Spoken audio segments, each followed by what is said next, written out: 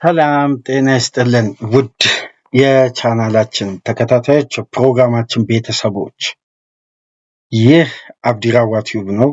ፕሮግራማችንን ላይክ በማድረግ እንዲጀምሩ፣ ላይክ ስታደርጉ የዚህም ፕሮግራም ተደራሽነት ተደማጭነት ከፍ ስለሚያደርግ ላይካችሁ ይጠቅመናል። ላይክ እያደረጋችሁ እንድታደምጡን፣ አዲስ ከሆናችሁ ቻናላችንን ዛሬ ከከፈታችሁ ሰብስክራይብ በማድረግ የደወል ምልክቷን በመጫን ለቻናላችን ቤተሰብ እንድትሆኑ በአክብሮት እየጋበዝን፣ ይህንን ፕሮግራም ከሀገር ውጭ በባህር ማዶ የምታደምጡ የቻናላችን ተከታታዮች በሱፐር ስቲከር፣ በሱፐር ቻት፣ በሱፐር ታንክስ ድጋፍ እንድታደርጉ የአክብሮት ጥሪያችን እያቀረብን፣ አርሴናል ትናንት ምሽት 1:30 በተደረገ የእንግሊዝ ፕሪሚየር ሊግ 35ኛ ሳምንት ተጠባቂ ጨዋታ በአስደናቂ የጨዋታ ብልጫና እንቅስቃሴ ደጋፊዎች ለወራት ሲናፍቁት ሲመኙት የነበረውን ሱፐር ዶሚኔት ሆኖ የሚያሸንፈውን ቡድን ትናንት ምሽት አርቴታ በአስደናቂ የጨዋታ ሞመንተም እና ከረፍት በፊት በተለይ የሚካኤል አርቴታ አርሴናል ብርቱ ዱላውን የማርኮስ ሲልቫ እዛው የከተማው ተቀናቃይ የለንደኑ ተቀናቃይ ፉልሃም ላይ በማሳረፍ እንግዲህ 3-0 በሆነ ድል 3 ነጥብ 3 ንጹህ ግብ ትርጉም ያላቸው የጨዋታ ውጤት ለሚካኤል አርቴታ፣ ለልጆቹ፣ ለክለቡ፣ ለደጋፊዎቹ የተመዘገበበት በአንድ መንገድ በአንድ ሀዲድ ሁሉንም ደጋፊ ያስማማ ያስጨበጨበ፣ ተቃውሞም ተቺውም ደጋፊውም ከክለቡ ጎንም የቆመውም በአርቴታ ያጫወት ሲስተም ቅሬታ ያለውም ረጅሙን ጊዜ በቡድኑ ፕሮሰስ ውስጥም የአርቴታን ትረዘ ፕሮሰስ ፕላንን ሲያደንቅም ሲታገስም ለነበረው በሁሉም ጎራ የተሰለፈውን የአርሴናል ደጋፊ በአንድ መንገድ ማምጣት የቻለ፣ ህብረትን መመለስ የቻለ፣ ሁሉም ድምፆች በበጎና ፖዘቲቭ በሆኑ ሪያክሽኖች ምላሽ ሊያገኙ የሚችሉበትን ትልቅ ውጤትና ድል አርቴታና ልጆቹ አስመዝግበዋል። በነገራችን ላይ የትናንት ምሽቱ የአርሴናል ድል በሜዳ ውስጥ ብቻ የተገኘ 3 ነጥብ አይደለም፣ ከሜዳም ውጭ። ምክንያቱም ከሰሞኑን በምናነሳቸው ነጥቦች በምንወያይባቸው ሀሳቦች ሁሉ የምናነሳቸው ከበስተጀርባ ያለው የሚዲያ ተጽዕኖ፣ የክለቡ ፋንቤዝ ከፍተኛ ተሰሚነት ያላቸው ትላልቅ ስትሪም የሚያደርጉ ትላልቅ የዩቲዩብ ቻናሎች ላይ ትላልቅ ፖድካስቶች ላይ የሚነሱ ሀሳቦች በአጠቃላይ አንደኛ ተጫዋቾችን ሜንታሊ የሚከተው ከፍተኛ ውጥረትና ጫና ሳይኮሎጂካሊ ለጨዋታ ከሚያደርጉት ተነሳሽነት ይልቅ የቡድኑ ደጋፊዎች በቡድኑ ላይ እምነት ከሌላቸው የቡድኑ ተጫዋቾች እንዴት በሙሉ በራስ መተማመን ፔርፎርም ያደርጋሉ? ይሄ ከባዱ ጥያቄ ነበር። ስለዚህ ሁሌም ወደ ማርች፣ ኤፕሪል፣ ሜይ ሲደርስ ስለ አርሴናል ሜንታሊቲ የሚነሳው በዋነኝነት ይሄ ነው። እነዚህን ሁሉ ጉዳዮችን በአንዴ አቅጣጫ ቀይሮ ወደ አንድ ሀዲድ፣ ወደ ህብረት፣ ወደ ጋራ ሀሳብ የቡድኑን ስኬት አሁን በትክክል ታርጌት ተደርጎ በአንድ ላይ ይሄ የሁሉም ከክለቡ ጎን ያሉ ደጋፊውም፣ አስተዳዳሪውም፣ ኮቺንግ ስታፉም ሁሉም በህብረት ኢነርጂያቸውን መጠቀም ባለባቸው ወቅት አስፈላጊው ጉዳይ በአስፈላጊው ሰዓት ተገኝቶ እንግዲህ ደጋፊውንም በከፍተኛ ደስታና ስሜት የነበረውን ተጠራጣሪነት አጥፍቶ እምነቱን የበለጠ ለቀሪ 270 ደቂቃዎች ባስተማማኝ እይታ ቡድኑን ከ22 ዓመት በኋላ ዋንጫ ሲያነሳ እንደማየት የሚያስደስት ነገር የለም እና የአርሴናል ደጋፊዎች ፍጹም አስደናቂ እምነትና ደስታ ውስጥ የመለሰ ያስገኘ በጣም ጣፋጭና ትልቅ ድል ነው የተመዘገበውና ለአርሴናል ደጋፊዎች በመጀመሪያ ደረጃ እንኳን ደስ አላችሁ ያልን ነው የዛሬውን ፕሮግራም እንጀምረው። ምክንያቱም ይሄን አይነት ሪያክሽን ደጋፊው ሲያሳይ፣ እምነት ሲጥል፣ አርቴታ ተቀባይነት ሲያገኝ እንደ አንድ እግር ኳስ ተመልካች ሁሉንም ሊያስደስት ይገባል። ምክንያቱም እዚህ ጋር የመድረሱን ድካም ላስተዋለ አርቴታ አሁን የትናንት የፉልሃሙ ድል ትልቁን ክሬዲት እንዲያገኝ ያስቻለ ነው። ሪስክ አወሳሰዱ፣ ጌም ፕላኑ፣ ጌም ማኔጅመንቱ እንዴት አይነት የበሳል አሰልጣኝና ረጅም ዓመት ከ10 ዓመት በላይ በሙያው ላይ ኤክስፒሪየንስ ያደረጉ አሰልጣኞች የሚወስኑትን ውሳኔ እየወሰነ ነበር። አርቴታ ትናንት ምሽት ይህንን ጣፋጭ 3 ንጹህ ግብ በአጠቃላይ በድምሩ በ4 ግብ ልዩነት ከተከታዩ ማንቸስተር ሲቲ የተገኘው ጣፋጭ 3 ነጥብ ብቻ ሳይሆን ከማንቸስተር ሲቲ የሚካኤል አርቴታ አርሴናል በ6 ነጥብ የራቀበት ምንም እንኳን በጨዋታ ቁጥር ከፍ ቢልም አሁን ጫናው በቀጥታ ወደ ፔፕ ጋርዲዮላ ማንቸስተር ሲቲ ነው። አርቴታ አሁን ስለ ጫና ሳይሆን ሴንስ የሚያደርገው ስለ መልሱ የአትሌቲኮ ማድሪድ ጨዋታ ነው። የፕሪሚየር ሊጉን ጉዳይ አስፈላጊውን ኃላፊነት በተከታታይ ሆም አድቫንቴጅን መጠቀም እንዳለበት ቡድን ኢፌክቲቭ በሆነ የጨዋታ ስትራቴጂ ተጠቅሞ በድል ሁለቱን ተከታታይ ጨዋታ በተለይ ወሳኝ 2 ሆም ጌም እና አድቫንቴጅን በተገቢው ሰዓት ተገቢውን አድቫንቴጅ ተጠቅመው እንግዲህ ዋንጫውን ለማሳካት የበለጠ የማንቸስተር ሲቲ የጨዋታ ቁጥር መብዛትና መደራረብ እዛው ሲቲ ጫናውን ይወጣው እንጂ አርሴናል የቤቱን ጣጣ አጠናቆ አሁን ስለ ሁለተኛው ውድድር የጨዋታ ዝግጅት ማድረጉን ይቀጥላል ማለት ነው። ይሄ ለረጅም ጊዜያት የአርሴናል ደጋፊዎች ሲናፍቁት የነበረው በሌሎች ክለቦች ድል ውስጥ በሌሎች ክለቦች ስኬት ውስጥ እየተመለከቱ በክለባቸው እንዲንጸባረቅ የሚፈልጉት የሚመኙትን ጉዳይ ዛሬ ላይ እንግዲህ በስተመጨረሻም ከብዙ ሚሊዮን ፓውንዶች ኢንቨስትመንት ከብዙ ድካሞች ከብዙ ታክቲካል ንድፈ ሐሳብ ከብዙ ፈተናዎች በኋላ አርቴታና አርሴናል ዘንድሮማ ሁለተኛነት በጭራሽ ያለ ይመስላል። አንደኛ ደረጃ ላይ አጠናቆ ዋንጫውን ወደ አርሴናል መደርደሪያ ካመጣ በኋላ እንግዲህ ሚካኤል አርቴታ ጂኒየስ መሆኑን ለማስመስከር የትናንትና የጨዋታውን ፕላን በግሌ አንድ ጉዳይ የታዘብኩትን ልንገራችሁ። እንደ ትናንት ምሽቱ ጨዋታ ሚካኤል አርቴታ የአርሴናል ደጋፊ አይደለውም። በተለየ ድጋፍ ለአንድ ቡድን ለይቼ ሀሳቦችን ልሰነዝር አልችልም።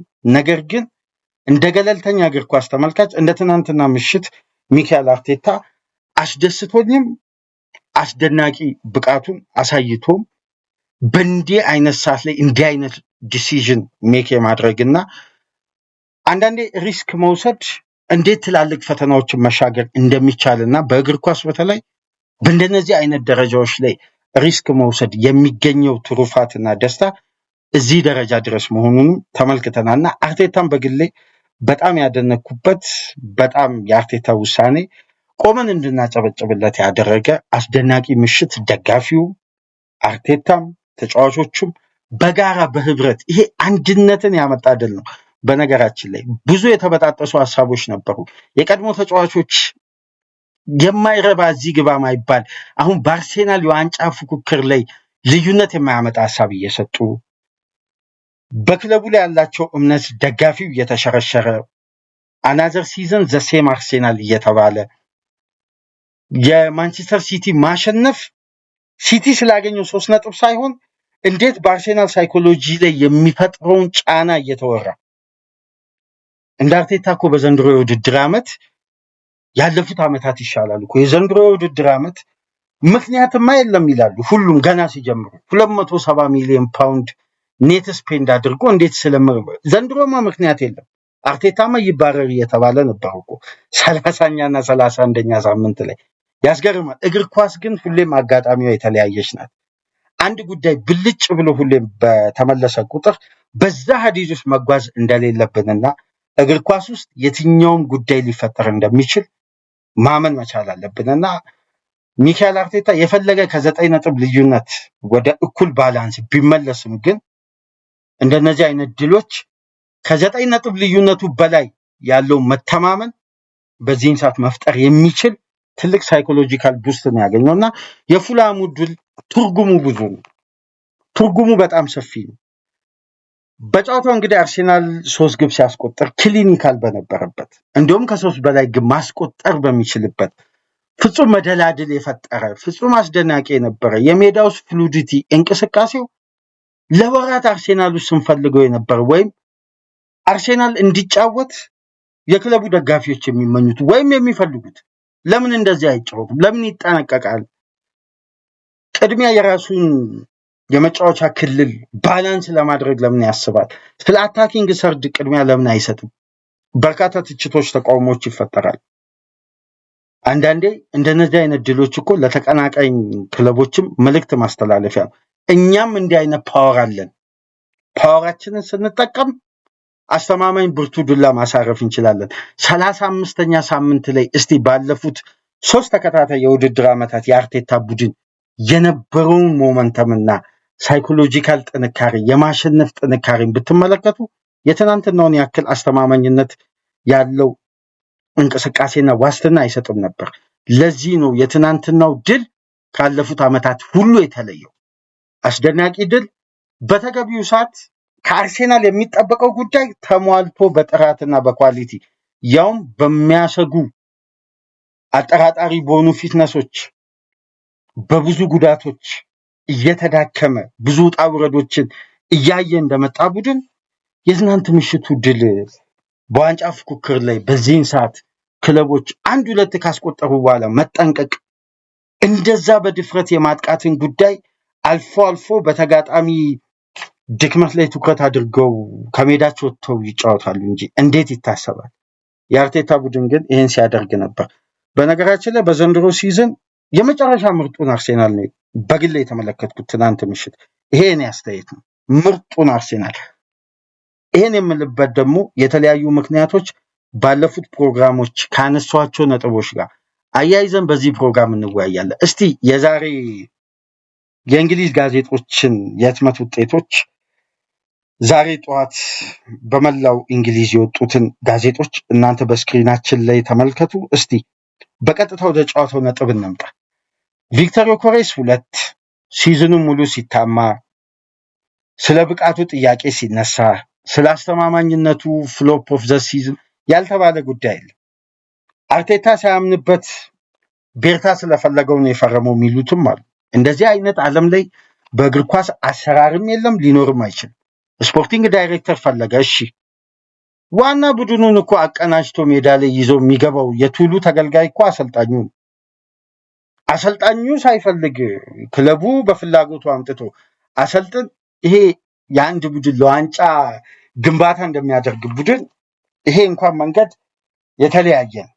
ግን ዓመቱን ሙሉ ስንነግራችሁ እንደነበረው ቪክተር ዮኬሬስን አርሴናል በሚፈልገው ሰዓት ያገኘበትም ዕለት ነው። አሁን የዚህ ተጫዋች አስቆጣሪነትና ታይሚንግና ዲሲዥን መገኘት ያለበት ቦታ በየትኛው ፖዚሽን ላይ ተገኝቶ የትኛው የሱ ግብ ትርጉም ወዳለው ስቴጅ ያሻግራል የሚለውን ነገር በአግባቡ የተገዛበት ሚና የትናንትናው የተጫዋቹ ግብ ማስቆጠር ሂደቶችን ብትመለከቱ ይሄ የተፈለገበት ኳሊቲ ነው ማሳየት ይቻላል። ያለፈው ዓመት እና የዛሬ 2 ዓመት በደንብ በአርሴናል ዙሪያ ከምናነሳቸው ነጥቦች ትልቁ ጉዳይ ምንድን ነው? አርሴናል ወደ ቦክስ 6 ያርድ ውስጥ የሚደረጉ የማጥቃት እንቅስቃሴዎችን በማስቆጠር አብዛኛውን ለአርሴናል ያስቆጠረው ሃቨርትዝ ነው። አብዛኛው ተብሎ በውድድር ውስጥ የሚነሳው በውድድር ዓመት ውስጥ 5 ግብ ነው። ተመልከቱ። ሌሎች አጥቂዎች በ6 ያርድ ውስጥ በአማካይ የአንድ ቡድን 9 ቁጥር ተጫዋች በትንሹ በ6 ያርድ ውስጥ ተገኝቶ 8 እና ከዛ በላይ ግብ ማስቆጠር አለበት ይባላል። በዘንድሮ ሲዝን ከ6 ያርድ ውስጥ በርካታ ግቦችን ያስቆጠረው በነገራችን ላይ ቪክተር ዮኬሬስ ነው። አንደኛው ትርጉም ያለው ግብ የሚባለው ይሄ ነው። አንደኛዋን ግብ ደግሞ ለዮኬሬስ አመቻችቶ በማቀበል ዳይናሚክ የነበረ ዓመቱን ሙሉ ከአርሴናል ደጋፊዎች ጋር በተቃራኒ ሀሳብ ቆሜ ስከራከር የነበረበትን ጉዳይ ትናንት ምሽት ምናልባት አብዛኛው አርሴናል ደጋፊ የሳካን ብቃት ለተመለከተ ምናልባት ይህን ፕሮግራም አዘውትሮ የሚያደምጥ የአርሴናል ደጋፊዎች ክሬዲቱን ለእኔ ሊሰጡኝ ይችላሉ። ምናልባት ዓመቱን ሙሉ ሳካ የተተቸበት ትችት አንድም አግባብነት እንደሌለውና ከታክቲክ አንጻር እንደሆነ የሳካ ብቃት ወርዶ አይደለም። የአርቴታ የታክቲክ ስትራቴጂና ጥንቃቄ የተሞላው የጨዋታ መንገድ ቡካዮ ሳካን ከሪትም እንዳወጣው ስንናገር ነበር እንጂ ሳካ ዴሊብሬትሊ ብቃቱ ወርዶ አይደለም። የጤንነቱ ጉዳይ አስተማማኝነት አጥቶ ሊሆን ይችላል። ስለ ብቃቱ ግን ሳካ ላይ አንዲትም ታክል ጥያቄ ለማስነሳት በጭራሽ የሳካ ብቃት መውረድ ከሳካ ጋር ብቻ ተያያዥ አይደለም። የአርሴናል የጨዋታ ስትራክቸር እንደሆነ ስናነሳ ነበር። ምን አይነት አስደናቂ ቡካዮ ሳካን 45 ነው ያየነው። የማያባራ የማይቆም ይሄ የወትሮ ሳካ ወይም ካለፉት ዓመታት ከነበረው ሳካ ጎልብቶና በስሎ የመጣውን ሳካ ነው ያየነው። አንደኛ ታይሚንግ እና ዲሲዥኑ በተለይ የተጋጣሚን ተጫዋች ለመሸወድ ይሄ የኳሷን ሞመንተምና ይሄ እንቅስቃሴ በፍጥነት የመጠቀምና ሪያክት የማድረግ በተደጋጋሚ ወደ ተጋጣሚ ቦክስ ለመግባት ይሄ የ1v1ን አጋጣሚ ያለምንም ይሄ ተደጋጋሚ ጥረት ሳይሆን ከአንድ የድሪብል ኳሊቲውን እየተጠቀመ በአስደናቂ ሁኔታ ግብ አስቆጠረ። ግብ የሆነ ኳስ አመቻችቶ አቀበለ። በተለይ የመጀመሪያዋ ግብ ላይ ዮከሬስ ሲያስቆጥር 9ኛ ደቂቃ ላይ የሰራው እዛ ጋር የቡካዮ ሳካ ብቃት በጣም አስደናቂ ነበር። በዮከሬስ 2 ግቦች በሳካ አስደናቂ ኳሊቲ እና ከረፍት በፊት ፍጹም ምርጥ በነበረበት የመጀመሪያ 45 አርሴናል ከረፍት በፊት ባስቆጠራቸው 3 ግቦች 3-0 አሸነፈ። ተመልከቱ። ሰሞኑን ከምናነሳቸው ነጥቦች መካከል የሚካኤል አርቴታ አርሴናል ስለ ክፍት የሆነ እንቅስቃሴ የበለጠ ማተኮር አለበት። ክፍት የሆነ እንቅስቃሴ በየትኛውም መመዘኛ ይሁን ከሴት ፒስ አስተማማኝነቱ ያለምንም ጥርጥር ከ100% በላይ ነው። አርሴናል የግድ ኦፕን ፕሌይ ሲኩዌንሱን ካላስተካከለ ለአደጋዎች ይጋለጣል። ክፍት ለሆነ እንቅስቃሴ እድሎችን ክሬት ለማድረግ በስትራቴጂክ ደረጃ ካልተዋሃደ የሚካኤል አርቴታ አርሴናል አደጋዎች ሊገባ ይችላል ስንል ነበር። ትናንትና የሚካኤል አርቴታ አርሴናልን ተመልከቱ። ከረፍት በፊት 3 ግብ አስቆጠረ። 14 ሙከራዎች አደረጉ። ከ14ቱ 12ቱ ከክፍት ከሆነ እንቅስቃሴ ነው። 6 ኢላማውን የጠበቀ ሙከራ፣ 5ቱ ክፍት ከሆነ እንቅስቃሴ ነው። 24 ኳሶችን በተጋጣሚ የመጫወቻ ቦክስ ውስጥ ነክቶ ፉልሃም 1 ኳስ ነው የነካው። እሱንም ከሁለተኛው ግብ በኋላ 1 ኳስ ነው መንካት የቻለው። አርሴናል 280 የተሳኩ ፓሶችን ማድረግ ሲችል ፉልሃም ማድረግ የቻለው 144 ብቻ ነው። የአርሴናል የፓስ እንቅስቃሴ 63% የጨዋታውን የመጀመሪያ 45 ዶሚኔት ሲያደርግ 37% ፉልሃም ነበር የያዘው። ከረፍት በፊት በነበሩ እንቅስቃሴዎች በዘንድሮ የውድድር ዓመት በርንማውዝ ከቼልሲ ጋር በዲሴምበር ወር 2.77 ኤክስፔክትድ ጎል ከረፍት በፊት ክሬት በማድረግ ማንቸስተር ሲቲ ከሊድስ ጋር በኖቬምበር ወር 2.67 ኤክስፔክትድ ጎል ክሬት በማድረግ ከነዛ በኋላ ከፔናልቲ ውጪ ከረፍት በፊት 2.39 ኤክስፔክትድ ግብ ክሬት ያደረገ በሶስተኛ ደረጃ ላይ የተቀመጠው የሚካኤል አርቴታ አርሴናል ትናንት ምሽት ያደረገው የመጀመሪያ 45 ምን ያክል ክፍት የሆነ እንቅስቃሴ ተመልከቱ። የጨዋታ ስትራቴጂ ፍጹም የተብላላና አስደናቂ እንደማያል። ለምንድን ነው የትናንትናውን ጨዋታ የአርሴናል ደጋፊዎች ደጋግመውትም ሊያዩ ይችላል እየደጋገሙት? ምክንያቱም አርሴናል ለመጨረሻ ጊዜ በማርች 17 ነበር አንድ ቡድን ላይ 2 እና ከዛ በላይ ግብ ያስቆጠረው ወይም 2 ግብ ማስቆጠር ይቻላል። ከባየር ሌቨርኩዘን ጋር 2-0 ኤመሬትስ ላይ ካሸነፈ በኋላ አርሴናል ከአንድ በላይ ግብ ማስቆጠር አልቻለም ነበር። ይሄን ትናንት ስናነሳ ነበር። ምን ያክል የአርሴናል ባላንስ በአስተማማኝ ሁኔታ ተጠናቀቀ። ለምሳሌ ቡካዮ ሳካ በቻምፒየንስ ሊግ ዲሴምበር ወር 2027 ላይ ነበር ለመጨረሻ ጊዜ ግብም አስቆጥሮ ግብ የሆነ ኳስም አመቻችቶ በማቀበል ከሞናኮ ጋር ነበር ለመጨረሻ ጊዜ ይሄን ቁጥር ማለት። ትናንትና ይሄን ቁጥር ደገመው ከስንት ጊዜ በኋላ። ቪክቶር ዮከሬስ በውድድር ዓመቱ 21ኛ ግቡን በማስቆጠር እንግዲህ ዓመቱን ሙሉ ብዙ ሲባልለት ብዙ ሲተች ብዙ ትችቶችን ብዙ ተቃውሞችን ሲያስተናግድ የነበረው አጥቂ በስተመጨረሻም የአርሴናል እስትንፋስ ሆኖ የቡድኑ ደጋፊዎች በአንድነት ዘምረውለት። እስቲ ተመልከቱ። ትናንትና ቪክቶር ዮከሬስ ተቀይሮ ሲወጣ የነበረው የአርሴናል ደጋፊ ይሄ በሞራል ተጫዋቻቸውን ከስቴዲየሙ ተቀይሮ ሲወጣ የነበረው ድባብና ተውት ያለፈው ሳምንት ከኒውካስል ጋር ወይም በሌላ ጨዋታ መውሰድ ትችላላችሁ። ቪክቶር ዮኬሬስ ወይ ተቀይሮ ሲወጣ ወይም ተቀይሮ ሲገባ ደጋፊው እንደ ትናንትናው ነበር እንደ ሞቲቬሽኑ አልነበረም እኮ። ትናንትና በጣም ስታንድ ኦቬሽን ነበር። ተጫዋቹ ተቀይሮ ሲወጣ የአርሰናል ደጋፊዎች ሪያክሽን ራሱ አሁን እኛ አምነናል ነው። ይሄን እምነት ነበር አርቴታ ዋስትና እንዲሰጣቸው እኛ ሀገርም ያለው ከሀገር ውጭም ያለው በለንደን ዙሪያም ያለው ለክለቡም ቅርብ የሆነ ሁሉም የአርሰናል ደጋፊዎች የሚፈልጉት። ስለዚህ አርቴታ አቅም የለውም መባረር አለበት የሚለውን ሀሳብ እንደነዛ አይነት ሀሳብ የሚያነሱትን ሚዲያዎችንም አይደለም የእግር ኳስ ተመልካች ማንኛውንም ግለሰብ መስማት አያስፈልግም። ስለ አርቴታ ኳሊቲ ስለ ትረስት ዘ ፕሮሰስ ማለት ነው ከእያንዳንዱ አሰልጣኝ ጋር ከፈለግን እያነጻጸርን ማንሳት እንችላለን። ሚካኤል አርቴታ ጂኒየስ መሆኑን ሌላ ተጨማሪ ማረጋገጫ ትናንት ምሽት ሰጥቷል። በጣም ያስገርማችሁ በአርሴናል እግር ኳስ ታሪክ በአንድ የውድድር ዓመት ከፍተኛውን ድል ያስመዘገበው አሰልጣኝ አርሴን ቬንገር ነው። እንደምታውቁት በ60 ጨዋታ 39 ድል። ሚካኤል አርቴታ በ58 ጨዋታ በጨዋታ ቁጥር አንሶ 40 ድል በማስመዝገብ የአርሴን ቬንገርን ሪከርድ ሰብሯል።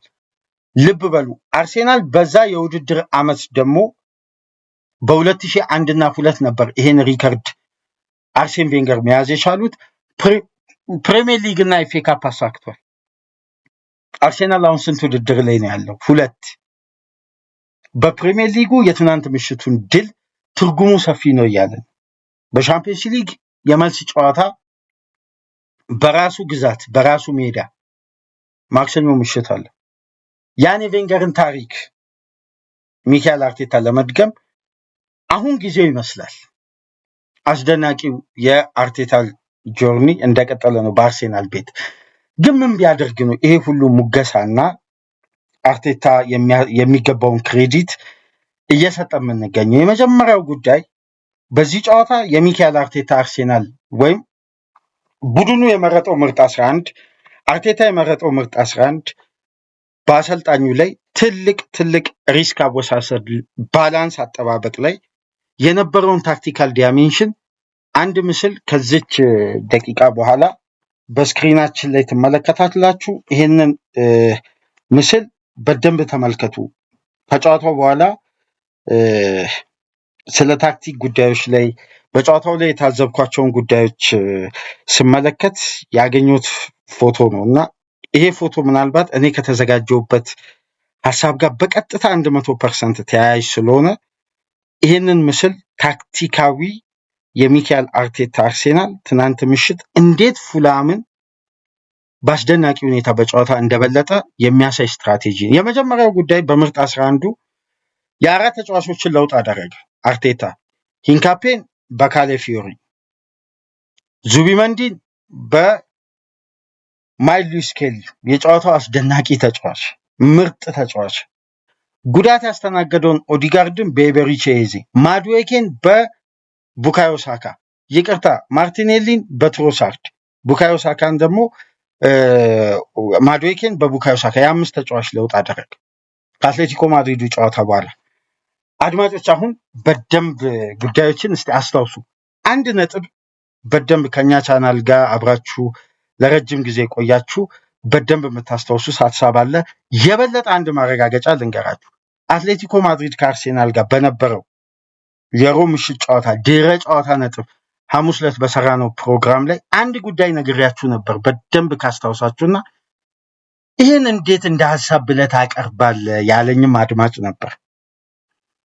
በጨዋታው ከረፍት በፊት የነበረው የአርሴናል ብልጫ ታክቲካሊስት ያተኩሩ። አርሴናል በጣም ጨዋታውን በልጧል። አርሴናል ግን ግብ እንዳያስቆጥር ከገደበው ጉዳይ መካከል ፋይናል ሰርድ ላይ ያለው ጥራት ባላንስ አለመሆኑ ወይም የማይመጥን ፋይናል ሰርድ ይዞ ቀርቦ ነው ከአትሌቲኮ ማድሪድ ጋር አርቴታ ዋጋ ከፍሏል።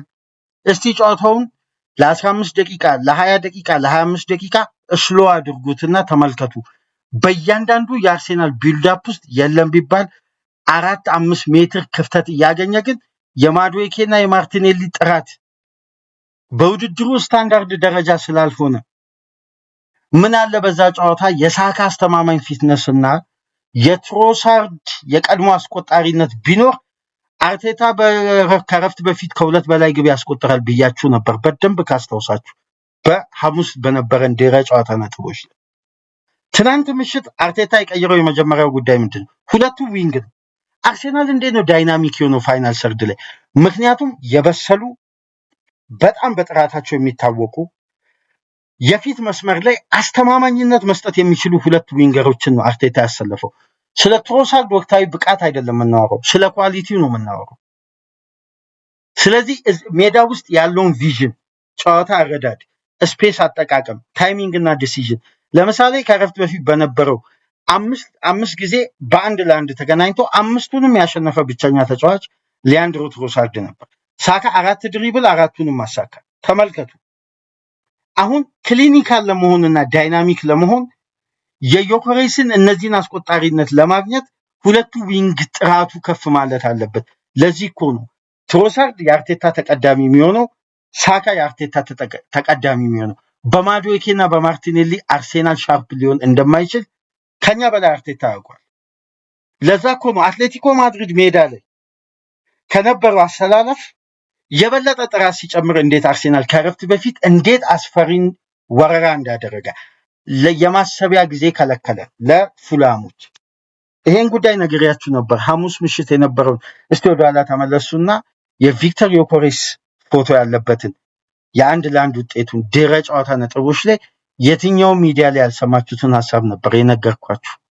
አርሴናል በጭራሽ የዋንዳ ሜትሮፖሊታኖን ጨዋታ በአቻ ውጤት መውጣት አልነበረበትም፣ ማሸነፍ ነበረበት።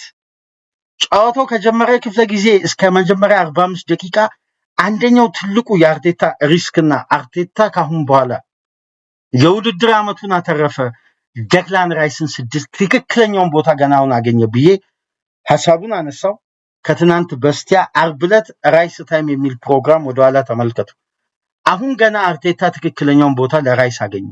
ራይስን በ6 ቁጥር ቦታ መጠቀም የበለጠ ዙቢመንዲ ወይም ሌላኛውን አማካይ አድቫንስድ ማድረግ በአርሴናል ማጥቃት ላይ ተመልከቱ አድማጮች። በቅርብ ሳምንት አርሴናል በአስቆጣሪነትና በወረራ ይመጣል። አርቴታ እስከዛሬ ድረስ ትልቁ ስህተት የነበረው ራይስን 6 ቁጥር ቦታ ላይ አለማጫወቱና አድቫንስድ ሮል ላይ እያጫወተ ነው የቡድኑን ክሬቲቪቲ የገደለው። ይሄን ሀሳብ የአርሴናል ደጋፊዎች ራይስ የቡድኑ ምርጥ ተጫዋች ስለሆነ ራይስን የተቸን ይመስላችኋል። ራይስን እየተቸን አይደለም። የአርቴታ የጨዋታ ንድፍ ሀሳብ ራይስን አድቫንስድ 8 ቁጥር እያደረገ ወይም የበለጠ ኢንድትዊንድ እንዲጫወት መፍቀዱ በክሬቲቪቲው ላይ ጫና እየፈጠረ ነው። ይሄን ጉዳይ ልብ ብላችሁ ተመልከቱ ስንላችሁ ነበር። ከአትሌቲኮ ማድሪድ ጨዋታ አንስቶ ኤክስፐሪመንቱ በጣም ጥልቅ ዲፌንሲቭ ሚድፊልደር፣ በቃ የዲስትሮየር ትክክለኛ ለተከላካይ ሽፋን መስጠት፣ ይሄን ባላንስ አደረገ። አርቴታ አትሌቲኮ ማድሪድ ሜዳ ሞከረ፣ በፉላሙ ጨዋታ አስተማማኝነት አገኘ። ለዛ እኮ ነው ማይልስ ሉዊስ ስኬሊ ትናንት ምሽት አስደናቂ ሆኖ ከቨር የሚያገኘው በአድቫንስድ ሮል አማካይ ሳይሆን አጠገቡ ጋር በሚጫወተው ዲፌንሲቭ ሚድፊልደር ስለሆነ ሪስክ ያላቸውን ኳሶችን ይቀበላል፣ አይሳሳትም። ፕሮግሬሲቭ ፓሶቹ አስደናቂ ናቸው፣ ድሪብሎቹ የሚያስገርሙ ናቸው። ከ9 8ቱን ግራውንድ ዱዌል አሸነፈ። 66 ፓስ አቴምፕት አድርጎ 62ቱን በማጠናቀቅ 93 በመቶ ፓስ አኩሬሲ ውጤታማ የነበረ ብቸኛ ተጫዋች ሆነ። ሁሉንም ቁጥሮች ስታዩ የማይልስ ሉዊስ ስኬሊ ያስገርማል። ለምን? ከቨር ያገኘው ከደክላን ራይስ ነው። ተመልከቱ። ከዚህ በፊት የራይስ ተቾች ይጎላሉ፣ ከቨር የሚያደርገው ኤሪያ ይጎላል። ግን የአርሴናል ጥራት ያለው እድል ለምንድን ነው በዚህ ደረጃ የወረደው ብላችሁ የጨዋታውን ሂደት ብትመለከቱ ራይስ የበለጠ አድቫንስድ በሆነ ቁጥር የአርሴናል የሚሸጋገሩ ኳሶች ምንድነው የሚሆኑት? ዲያጎናል። ያኔ ምንድነው ዊንጎችን ፒን አድርጎ የያዘ ቡድን አርሴናልን ያስቆማል። ለምን? ፕሮግረስ የሚያደርጉ እንቅስቃሴዎች አይኖሩም። ትናንት ምሽትስ ለምንድነው ሁለቱ ዊንግ ለፉላም ፉልባኮች ራስ ምታት የሆኑት? ትሮሳርድም ሳካም የበለጠ አድቫንስ እንዲያደርግ የተፈቀደለትና የሱ ኳስ እንዲሸጋገር ትልቅ ሚና የተሰጠው ከኳስ ጋር ለሉዊስ ስኬሊ፣ ከዛንስ አድቫንስድ ሮል ላይ ጠብቆ ደግሞ አንድ ስቴፕ ወደፊት ኳሶች የሚቀበለው ማን ነው? ኢዜ። ስለዚህ የአርሴናል ፔኔትሬሽን ኳሶች ምን ይሆናሉ? ባላንስ። ያኔስ ኢዜ ሳካና ዮከሬስ እንዴት ነበር ሊንካፓቸው የሚያምረው። የሳካ ግብ ሲቆጠር እንዴት ነበር የኢዜ ላይን ብሬኪንግ ፓስ እዛ ስፔስ ላይ የተገኘው ለምንድን ነው? ሰፊ የሜዳ ክልል አገኘ። ራይስ እዛው በራሱ የመጫወቻ ክልል እንዲገደብ ስለተደረገ ነው። አሁን ስትራቴጂ ነው የምናነሳው፣ የተጫዋቾችን ብቃት ወይም አይ ራይስ ደካማ ተጫዋች ነው ወይም እንደዚህ አይደለም። ስትራቴጂካሊ አንድ ተጫዋችን አንድ ቡድን የሚጠቀምበት ትክክለኛውን አጠቃቀም ካላገኘ ያ ተጫዋች ክላስ መሆኑ ምርጥ መሆኑ ለዛ ቡድን አገልግሎትን በአግባቡ እስካልሰጠ ድረስ ዋጋ የለውም። አሁን ለደክላን ራይስ ትክክለኛ ተፈጥሯዊ ፖዚሽን አርቴታ አግኝቶለታል። ተመልከቱ። አሁን ሉዊስ ኬሊ አስደናቂ ሆኗል እዛ ቦታ ላይ። አርቴታ በደንብ ልብ ብሎ ለተመለከተ 35ኛ ሳምንት ስለ 4080 ደቂቃ ሚካኤል አርቴታ አስጨንቆት ነው እንደዚህ ዙቢሜንዲን ቤንች ያደረገው? እንዴት ሪስክ ሊወስድ ቻለ ብላችሁ እስቲ ጠይቁ። ምክንያቱም የራይስን አስተማማኝ ከቨሬጅ ያገኛል። አሁን ከኢንተርቼንጅ ሲስተም ወደ ተፈጥሯዊ ፖዚሽን መልሶታል። ስለዚህ እዛ ቦታ ላይ ማንኛውም ተጫዋች ቢጫወት ለሚፈጠረው አደጋ በቀጥታ ቻሌንጁን የሚያገኘው ማነው? ራይስን። ስለዚህ ተከላካይ ክፍሉ አይጋለጥም። እንዴት ነው ትናንትና ሳሊባ ከራሱ ኤሪያ እየወጣ ሲጫወት የነበረው? የአርሴናልን ሃይላይን እንደ ትናንትና አስተውላችሁ ታውቃላችሁ? መሀል ሜዳ ላይ መጥቷል አርሴናል ከረፍት በፊት። ለምን? የአርሴናል ቢልዳፕ በፊት ምንድን ነበር ስንል የነበር ራያ ቦክስ ውስጥ ሆኖ እዛ ዳርና እዚህ ዳር የሚያስጀምራቸው ኳሶች ርቀት ስንት ነው? ወደ 8 ሜትር 9 ሜትር። ፕሬሲንግ ደግሞ ከ2 ሜትር እስከ 6 ሜትር ነው። በጣም ፕረስ ለመደረግ የሚጋለጥ ቢልዳፕ ነው። ያኔ ዙቢሜንዲ ኳሱን ሲረከብ በአንድ ስፔስ በሚዘጋ ተጫዋች መልሶ ባክፓስ ለማድረግ ብቻ ነው እድሉ የሚኖረው። ስለዚህ ዙቢሜንዲ ይሳሳታል። የዙቢሜንዲ መሳሳት ዋነኛ ምክንያት የአርሴናል ቢልዳፕ እና የሚያራርቀው ስፔስ ነው ስላችሁ ከዚህ በፊት ስንወያይ ነበር በዚህ ሐሳብ። እና አሁን እነዚህ ሁሉ ባላንሶች እንዴት በአንዴ ተስተካክሎ እንዴት አርሴናል ሻርፕ ይሆናል? አድቫንስ ሮል ይሄ ዲፌንሲቭ ሚድፊልደርን አንድ ቡድን ባጫወተ ቁጥር ትልቁ የጨዋታ ስትራቴጂ ምንድን ነው? እዛኛው የሜዳ ክፍል ጨዋታውን መጨረስ ወይም እዛው ፕሬስ እያደረገ ተከላካዩ እንዳይጋለጥ ፒን የማድረግና ፕሬስ ለማድረግ በአካል ብቃት ፊዚካሊ እንዳለ ፕሬስ የሚደረገው ተጋጣሚ ሜዳ ላይ። ስለዚህ ተጋጣሚ ምን አይነት ስትራቴጂ ይጠቀማል? ሳሊባና ጋብሪኤል አናት ላይ ረጅም ኳስ ጥሎ ሰከንድ ቦል ለማሸነፍ ይሄዳል። ያኔ ራይስ ምን ያክል ሜትር ከቨር ያደርጋል? 20 ሜትር 25 ሜትር። ያኔ ምንድነው የአርሴናል ኢንቴንሲቲ ከፍ ይላል፣ ግን በቂ የክሬቲቪቲ የማሰቢያ ጊዜ አይኖረውም ቡድኑ። አሁንስ ራይስ ተመለሰ። የአርሴናልን ቦል ኮንትሮል ተመልከቱ። ሳካ ስንትና ስንት ኳስ ነው ከኢዜ ሲደርሱ የነበረው? ለምን ይሄ ከዚህ በፊት በርካታ ጊዜ ሁለቱ ተጫውተዋል። እንዲህ አይነት ሊንካፕ ለምን አልመጣ? ለምን ሳካና ዮከሬስ መካከል ይሄ ሊንካፕ ከየት መጣ? ተመልከቱ። የአንድ አማካይ ክፍል ባላንስ መጠበቅና ተፈጥሯዊ ፖዚሽን ላይ መጫወት የቡድን ቅኝትን በአጠቃላይ ሪትሙን እንዴት እንደሚያስተካክል ይህም ምስል ተመልከቱ። የአርሴናል የትናንት ምሽቱን የጨዋታ ስትራቴጂ ስንላችሁ እንደነበር አርሴናል እንዴት ነበር ሲጫወት የነበረው ተመልከቱ። ይሄ ፎቶ የሁለቱ ግብ ተከታትለው የሳካም የዮከሬስን ግብ የተቆጠረበት የጨዋታ ስትራቴጂ ወይም አርሴናል በዚህ ስትራቴጂ ሙሉ 90 ደቂቃ በዲያመንድ ፎርሜሽን ዶሚኔት ያደረገው በስንት በ3-1 3-2 ስትራቴጂ ማለት ነው። ይሄ ማለት 3-1-6 ነበር አርሴናል ሲከተል የነበረው። 3-1-6 ሲሆን አንዱ ተጫዋች ማን ነው? ደክላን ራይስ ነው። ወዴት ነበር የቅድም ሳነሳላችሁ እንደነበረው የአርሴናል ሃይላይን የቱ ጋር ድረስ እንደነበር ይሄ ምስል ምናልባት በደንብ ይገልጻል ብዬ አስባለሁ። የራሳቸው ሜዳ ከራይስ እስከ ራያ ያለውን ስፔስ በሜዳ ውስጥ አድርጋችሁ ታስቡት ምን ያክል አርሴናል በሃይላይን እንደተጫወተ። በዚህን ሰዓት በመልሶ ማጥቃት ቢመጣ ፉላም ሪከቨር ለማድረግ የራይስ ፍጥነት፣ የሳሊባ ሪከቨሪ፣ የጋብሪኤል ኤሪያል ከቨሬጅ አስተማማኝ ባላንስ ይዟል። አያችሁ፣ እዚህ ቦታ ላይ ነው ዙቢሜንዲን እያደረገ አርሴናል ክሬቲቪቲው የተገደበው። ለምን? ዙቢሜንዲ ከዚህ እስከ ፋይናል ሰርድ ድረስ ትራንዚሽኖችን አይመራም።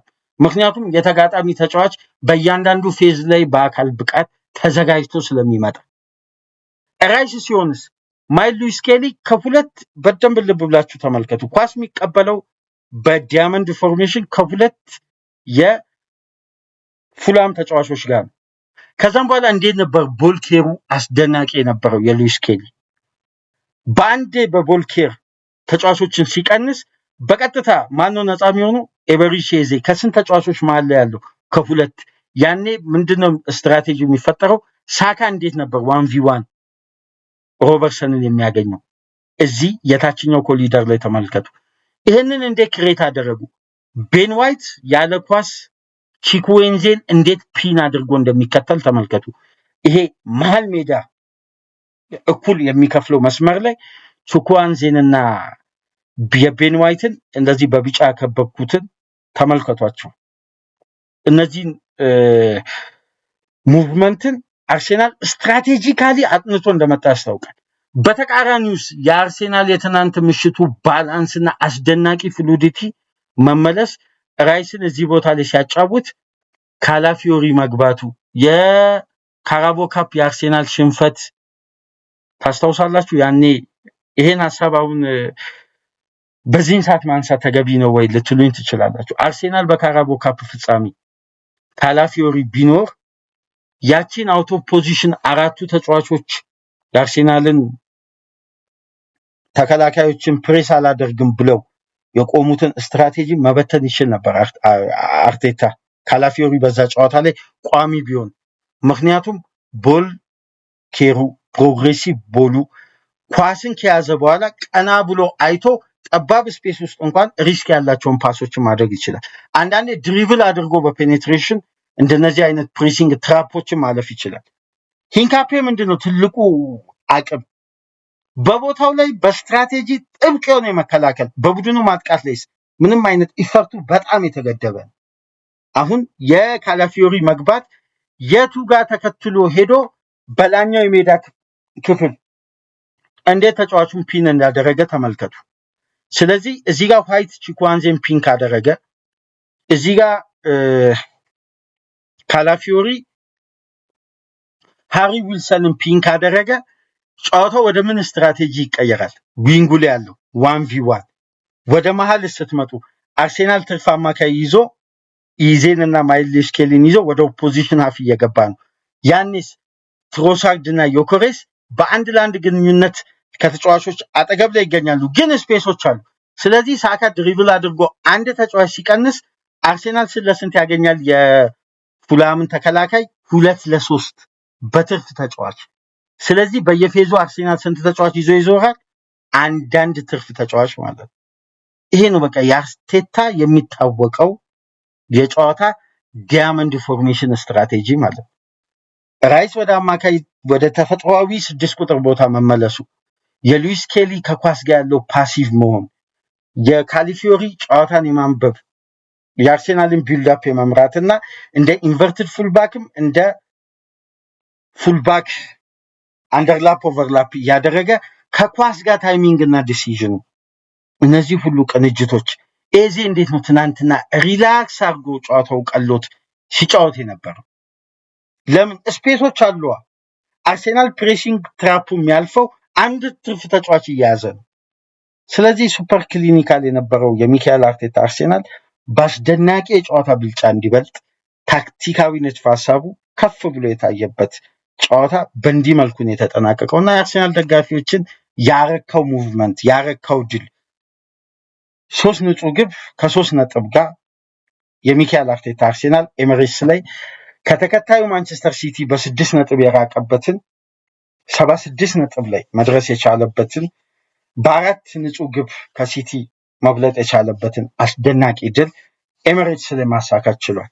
የአርሴናል ደጋፊዎች እንኳን ደስ አላችሁ። የሳካና የዮከሬስ ጥምረት ሲናፈቅ የነበረው የራይስ ተፈጥሯዊ ቦታ ላይ መመለስና የክለቡ 2 የአካዳሚ ውጤቶች ኢፊሸንሲ ነበር አርሴናልን 3 ነጥብ ያስገኘው።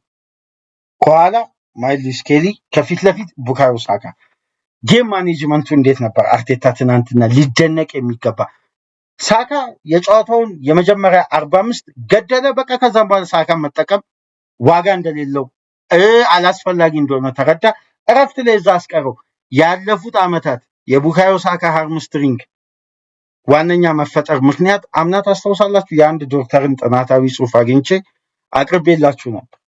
ቡካዮ ሳካ ሃምስትሪንጉን ያስተናገደው ሜዳ ውስጥ አርሴናል ነጥብ ካረጋገጠ በኋላ ወይም የግብ ማርጅኑን ከሁለት በላይ ካደረገ በኋላ አላስፈላጊ ደቂቃዎች ላይ ቆይቶ ያደረጋቸው ስፕሪንት ነው ይላል። ተመልከቱ። አሁን ግን እነዛ ጉዳዮች እንዴት እርምት እንደተወሰዱና ጌም ማኔጅመንቱ ጀክላን ራይስን ለቀጣይ ጨዋታ ስለሚያስፈልግ ለውጥ ማድረግ ቻለ። ሌሎች ተጫዋቾች ላይም ፈጣን የሆነ እርምጃ ነው አርቴታ ያሰደው። ይሄ ደግሞ አንድ ቡድን በትልቅ አሰልጣኝ ሲሰለጥን እያዳበረ ከሚመጣቸው ትላልቅ ኤክስፒሪየንሶች መካከል በዋነኝነት የሚቀመጥ ነው እና የአርሴናል ደጋፊዎች ክለባችሁ በአስተማማኝ ሁኔታ አስተማማኙን ድል በወሳኝ ሰዓት ጣፋጩንና አስደሳችሁን ምሽት እንድታሳልፉ ያደረገውን ከረፍት በፊት በዮኬሬስ 2 ግብ በሳካ ግብና አሲስት ታጅበው ጣፋጩን ድል አስመዝግቧል። እንኳን ደስ አላችሁ እያልን ፕሮግራማችንን ከተመቻችሁ ላይክ አድርጉ። አዲስ ከሆናችሁ ሰብስክራይብ። ይህንን ፕሮግራም ከሀገር ውጭ የምታደምጡ በሱፐር ስቲከር፣ ሱፐር ቻት፣ ሱፐር ታንክስ ድጋፍ አድርጉ። በዛሬው የላንካሻየር ደርቢ ፕሪቪው ተመልሰን እንመጣለን። ክፍል 2 ሰላም ቆዩ።